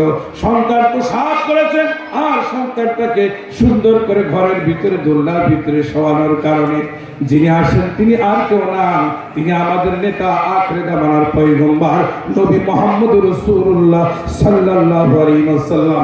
দোলনার ভিতরে শোয়া, আর অন্ধকার ঘরটা তার চেহারায় আলোকিত হয়ে আলো হয়ে গেছে, যারা বলেন সুবহানাল্লাহ। ওমর ভাইরা, এই নবীর পক্ষে আমি থাকার কারণে আমাকে একদিন নবীর পক্ষে স্বাধীনতা মিলতে হবে নেওয়ার কারণে আল্লাহ আমাকে একটা দিন আযাব বন্ধ রাখে। আপনাদের খেদমতে বলি, এই ওয়াজ করতে গেলে অনেক রাত হয়ে যাবে, তাহলে আপনাদের 5টা ওয়াজের ভিতরে একটা ওয়াজ করতে গিয়েছি যে মায়ের খেদমত করলে আল্লাহ পাক রব্বুল আলামিন খুশি হয়ে আল্লাহর জান্নাতে দেবে। 2 নম্বর, আল্লাহর পক্ষে একটু সমর্থন যে ব্যক্তি দেবে, সমর্থন থাকলে আল্লাহ তাকে জান্নাতে দিবে। জোরে জোরে বলেন সুবহানাল্লাহ। এবং মসজিদ মাদ্রাসার উন্নয়নমূলক কাজের সাথে আল্লাহু আকবার জড়িত থাকবে, এবং সমাজের ভিতরে অনাথ গরিব মিসকিন এদের পাশে দাঁড়াবেন। এই অনাথ মিসকিন যদি সে হয়, সেটা মুসলিম হোক আর সেটা অন্য ধর্মের হোক, আপনি আপনার জাকাতের ফান্ড থেকে তাকে সহযোগিতা করবেন। সহযোগিতা করলে ওর ছেলের বিবাহ, ওর মেয়ের বিবাহ হবে। আল্লাহু আকবার, ভালো কাজ করবেন, আল্লাহু আকবার যদি করতে পারে আল্লাহ কবুল করবে। হাতটা তুলে একবার আল্লাহর কাছে বলুন আল্লাহু আকবার। আল্লাহ তুমি দুইটা হাত তুলে রাখেন, আল্লাহ এগুলো কবুল করে নাও। বাম হাতটা নামায় ডান হাতটা একটু পকেটে ঢুকাই দেন। দেওয়ার পরে ছেলে সন্তানের জন্য, আল্লাহ আত্মীয় স্বজনের জন্য, এই ছেলেদের জন্য, কোরআনের মাহফিলের জন্য অল্প সামান্য কিছু এখনো মেহমান এসে যাবে, আমি বেশি কালেকশন করবো না। যে যা পারেন কোরআনের মাহফিলে আপনারা দেবেন। আলহামদুলিল্লাহ, কাজীপাড়ার সোহাগ পাথর সরাতে গেলে তো আবার 10টা বেশি এখনো যে বিসলি হচ্ছে তো সকালবেলা বড় বিপদ হয়ে যায়। আসলে বিশাল ব্যাপার, কত বড় পাথর দিয়ে সরানোর শক্তি আছে, সারাদিনে অসুস্থ। আল্লাহু আকবার, তাকবীর দিয়ে বলেন আল্লাহু আকবার। আর আমার বন্ধুরা আসেন একটু তাড়াহুড়া করে, কেউ আসেন, আমি ইনশাআল্লাহ আংশিক কথা বলবো। কেউ এমন কোন দরুদি আছেন কোরআনের মাহফিলের জন্য, আল্লাহু আকবার আল্লাহু আকবার 100 200 500 করে টাকা হাতে দিবেন, আমি দোয়া করব আল্লাহ কবুল করবে। আমিন। লা ইলাহা ইল্লাল্লাহ। একজন নাম বলতে নিষেধ করেছে আল্লাহ। আল্লাহ কোন নামের মানুষ কি নিয়তে দিয়েছে আল্লাহ তুমি জানো। আল্লাহ মেহেরবানি করে তুমি মাফ করে দাও আল্লাহ, তার নিয়তকে কবুল করে নাও। হৃদয় আল্লাহ কোরআনের মাহফিলের জন্য 300 টাকা দিয়েছে আল্লাহ, গনি করো মানে বরকত দান করো। আমিন। বক্তা আরেকটা আছে তো, না হলে আমি অনেক ওয়াজ করতাম। মামা ওখানে আল্লাহ আল্লাহ নাম বলতে নিষেধ, 1100 টাকা দিয়েছে। আল্লাহ ধনী করো মালে বরকত দান করো, আমিন। আল্লাহুম্মা, জোরে জোরে বলুন আল্লাহুম্মা আমিন। নারে তাকবীর। আল্লাহ কবুল করো মনের বাসনা। 1100 টাকা দিয়েছে যে নিয়েতে, তার নিয়তটা আল্লাহ কবুল আর মঞ্জুর করো। আল্লাহ আমার মনিরুজ্জামান আজম খান আমার ভাইজান, আল্লাহ তার আম্মা আব্বা দুইজনই বিদায় হয়েছে, 200 টাকা দিয়েছে আল্লাহ যে নিয়েতে, আল্লাহ কবুল আর মঞ্জুর করো। না বলতে নিষেধ। আর একজন 500 টাকা দিয়েছে, আল্লাহ ধনী করো মারে বরকত দান করো, আমিন। চোখেরই পলকে তুমি হতে পারো না, চিরতরে বন্ধ হবে তোমার নিঃশ্বাস, হবে আলম তোমারই নাম, হবে আলম তোমারই নাম। মসজিদের মাইকে বাড়ি হেলা নাই রে, বাড়ি নাই রে দুনিয়াতে। যখনই মারা যাব মসজিদের মাইকে বলবে একটি শোক সংবাদ, জোরে বলেন ঠিক কিনা? সাইন্দার বলছেন হঠাৎ করে মাহফিলে আমরা সব কাজ করছি, আর আমাদের এই মাইক থেকে ফু দেওয়ার সাথে সাথে মনে করলাম না জানি কে মারা গেছে, এই জন্য মাইক থেকে আল্লাহ নাম বলতে নিষেধ। আর একজন কিছু টাকা দিয়েছে, আল্লাহ দিয়ে নিয়েছে 500 টাকা দিয়েছে। আল্লাহ যে নিয়তে দিল আল্লাহ তার নিয়তকে পুরা করো, আমিন আমিন আল্লাহুম্মা আমিন। আল্লাহ কোরআনের মাহফিলে আমার শাহিন ভাইয়ের বড় মেয়ে বড় কন্যা, আল্লাহ খাতুনের জান্নাতের সঙ্গে তুমি তার জান্নাত দিয়ে দিও, আমিন আমিন। আল্লাহ আমার শাহিন ভাই, এখানে আমরা অনেকে তো চিনি না, বড় বড় বাংলাদেশের যত বক্তা শাহিন ভাইকে দেখে সালাম দেয়, আল্লাহু আকবার। শাহিন ভাইয়ের অনেক সম্মান, অনেক মর্যাদা আমি ভালোবাসি আলহামদুলিল্লাহ। আমাদেরকে রাতের বেলা আমাদেরকে ঘুমায় এসে সুন্দর করে গন্তব্যস্থানে পৌঁছায় দিত। আল্লাহ শাহিন ভাইয়ের নিয়ে খাওয়া আর একজন দিয়েছে 500 টাকা, আল্লাহ কবুল আর মঞ্জুর করে নাও, আমিন আমিন। নাম বলতে নিষেধ, আল্লাহু আকবার। বলতে পারছি ওই দেখেন, আমি যখন ইন্ডিয়াতে আপনার একেবারে কলকাতা থেকে একটু ভিতরে সায়েন্স সিটির পাশে একটা জায়গা ইকবালপুর একটা মাহফিলে গেলাম। তো মাহফিলে যাওয়ার পরে ওয়াজ করছি, একজন পাশে বসা, বাম পাশে বসা। ওয়াজ করার পরে উনি আমাকে ওয়াজ শেষ করে আমাকে এরকম মুসাফা করে বলছে, হুজুর আমাকে একটু আশীর্বাদ করবেন। আমি এরকম বললাম যে আলহামদুলিল্লাহ, তো আপনি কি করেন? তখন উনি বলছেন আমার নাম শ্রী বিকাশ রায়। তা আমি বললাম যে আপনি মাহফিলে, বলছে হ্যাঁ, এলাকার ভিতরে যত মাহফিলগুলো হয় আমাদের মুসলিমরা মুসলমানরা আমাদেরকে ডাকে, আমাদের অনুষ্ঠানে তারা আসা, আমরা তাদের অনুষ্ঠানে দিয়ে থাকি। আমি আল্লাহ হয়তো খুশি হয়ে গেলাম, সেখানে সম্প্রীতি ভালোবাসা একসঙ্গে নিয়ে যদি চলতে পারে আমরা কেন পারবো না? ধরে বলেন ঠিক কিনা? পারবো না। পৃথিবীর সব মন্দিরগুলো ভেঙে দিলে, সমস্ত মসজিদগুলো যদি ভেঙে দেয়, আমাদের অবশ্যই 100% পাশে যেগুলো রয়েছে তাদের সংরক্ষণের দায়িত্ব নবী দিয়েছে। ধরে বলেন ঠিক কিনা? এই জন্য একজন আরেকজনের সাথে সুসম্পর্ক রাখবো।